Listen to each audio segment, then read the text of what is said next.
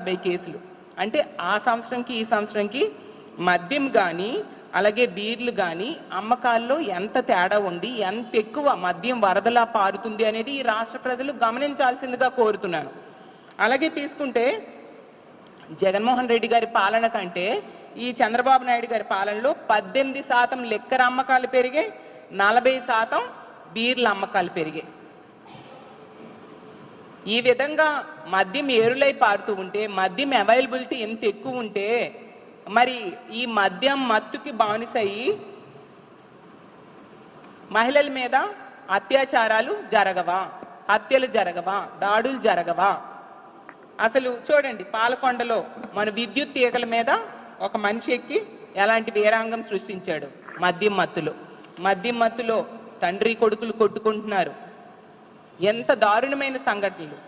రోజుకొక అత్యాచారం, రోజుకొక హత్య మహిళల మీద జరుగుతూ ఉంది. అలాగే గంజాయి, ఎంత విచ్చలవిడిగా గంజాయి దొరుకుతుందో ఈ రాష్ట్రంలో మనం చూస్తూ ఉన్నాము.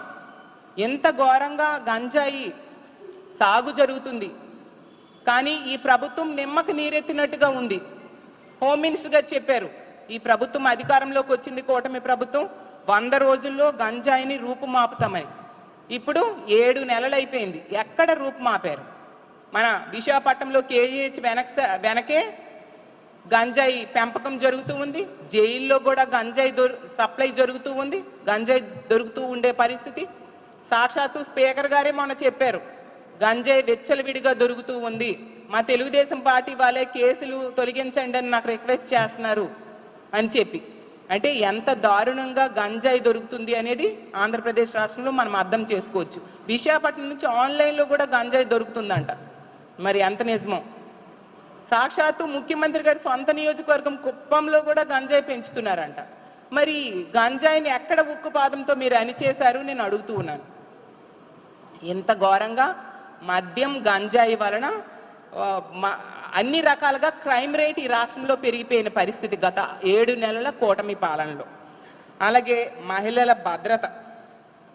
మహిళల భద్రత గురించి చెప్పాలంటే నిజంగా ఆడపిల్లల తల్లిదండ్రులు తమ పిల్లల్ని ఇంట్లో ఉంచినా భయపడుతున్నారు, బయటికి పంపాలంటే భయపడుతున్నారు, స్కూల్స్కి వెళ్ళినా పంపాలన్నా కూడా భయపడుతున్నారు, ఉద్యోగాలకు ఆడపిల్లలు వెళ్ళాలన్నా భయపడుతున్నారు, పనికి ఆడవాళ్ళు వెళ్ళాలన్నా కూడా భయపడే పరిస్థితిని ఈ కూటమి ప్రభుత్వం అధికారంలోకి వచ్చాక మనం చూస్తూ ఉన్నాం.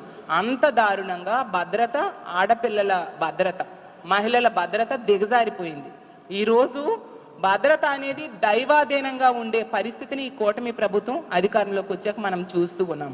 మనం చూసాం ఎంత నిర్లక్ష్య ధోరణితో ఈ ప్రభుత్వం మహిళల భద్రత విషయంలో వ్యవహరిస్తుంది అనేసి. ఎన్ని సంఘటనలు, రోజుకొక సంఘటన.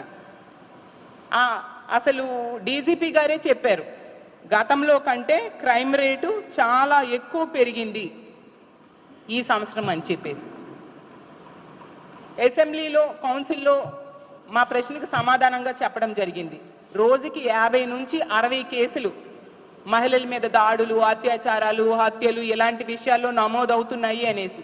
గంటకి 2-3 సంఘటనలు జరుగుతూ ఉన్నాయి అనేసి. ఎంత దారుణమైన పరిస్థితులు నెలకొంటే ఈ కూటమి ప్రభుత్వం ఏం చేస్తూ ఉంది? ఎంతసేపు స్టేట్మెంట్సే. హోమ్ మినిస్టర్ గారు అధికారంలోకి వచ్చిన వెంటనే చెప్పారు, మా కూటమి ప్రభుత్వం అధికారంలోకి వచ్చింది, మహిళలు ప్రశాంతంగా నిద్రపోవచ్చు అని. అమ్మ 7 నెలలు అయిపోయింది, ఎక్కడ ప్రశాంతంగా మహిళలు నిద్రపోతున్నారు అని మిమ్మల్ని అడుగుతూ ఉన్నాను. ఇంట్లో ఉన్న ఆడోళ్ళకి మనం హిందూపురంలో చూసాం, ఇంట్లో ఉన్న అత్తా కోడళ్ళ మీద అత్యాచారం చేయడం జరిగింది. ఎంత దారుణం!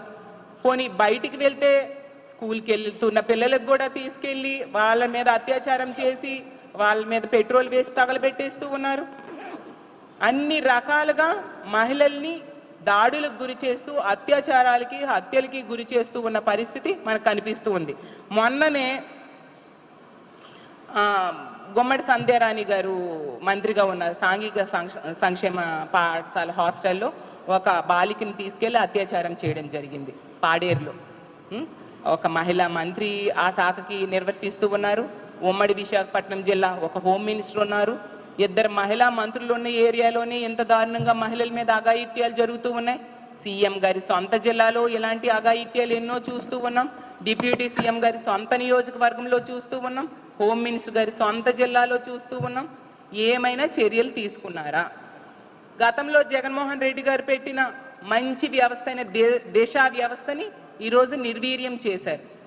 ఎంతసేపు అధికారంలోకి వచ్చిన దగ్గర నుంచి కూడా దిశ యాప్ లేదు, దిశ పోలీస్ స్టేషన్ లేదు, దిశ చట్టం లేదు. దిశ చట్టం కేంద్రం దగ్గర ఉంది. మీరు కేంద్రంతో ఎలియన్స్ గవర్నమెంట్ రన్ చేస్తూ ఉన్నారు. కేంద్రం మీద ఒత్తిడి తీసుకొచ్చి దాన్ని ఆమోద ముద్ర పడేట్టుగా చేయొచ్చు కదా. దిశ యాప్ ఎందుకు తీసేశారు? ఈరోజు ఆంధ్రప్రదేశ్ రాష్ట్రంలో ప్రతి బిడ్డ, ఆడబిడ్డ, ప్రతి మహిళ కూడా